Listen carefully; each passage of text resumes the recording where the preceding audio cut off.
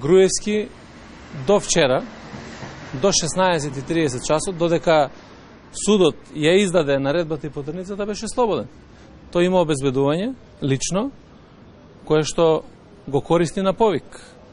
Меѓутоа, тоа не е обезбедување кое што е 24 часа со него и во станот и пред станот, за да може да го чува, така да заради јавноста и заради вистината, факт е дека вчера во 16:30 часот се достави наредбата од страна на Основниот суд Скопје 1 и при тоа е распишана национална потерница по него. Службите од одделот за потраги работат во обезбедувањето на лицето. Последен пат неговото обезбедување го ставиле дома на 8 ноември, некаде околу 23 часот, тоа според изјавите кои што се дадени од страна на обезбедувањето. Вчера немало обсада никаква ниту на политичка партија, ниту на било кој друг објект. Постапувајќи врз основа на наредбите, тоа што го имавме како проценка за можните локации, имаше полициски службеници во близина на седиштето на ВМРО-ДПМН, имаше контрола на автомобили, меѓутоа никако не стануваше збор за обсада, ниту па за било какво действие кој што е насочено кон ВМРО-ДПМН.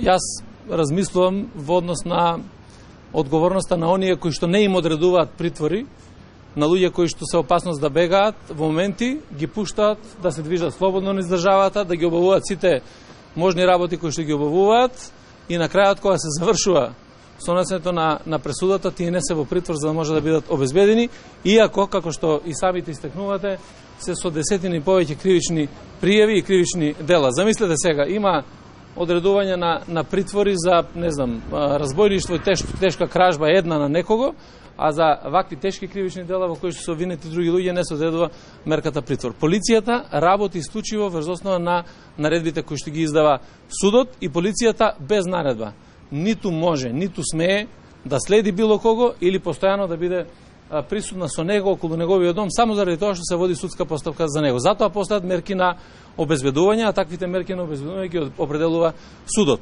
И сега ова нека биде порака. Јас очекувам дека ќе имаме информации, ќе дојдеме до ова лице, меѓутоа ова не е прашањето само за Никола Груевски. Прашање за сите кои што се на некој начин осомничени, за кои што се водат постапки и така натаму, при одлуките судот треба да внимава на и овој момент, кој ќе дојде до моментот на пресудата, односно до правосилноста на пресудата.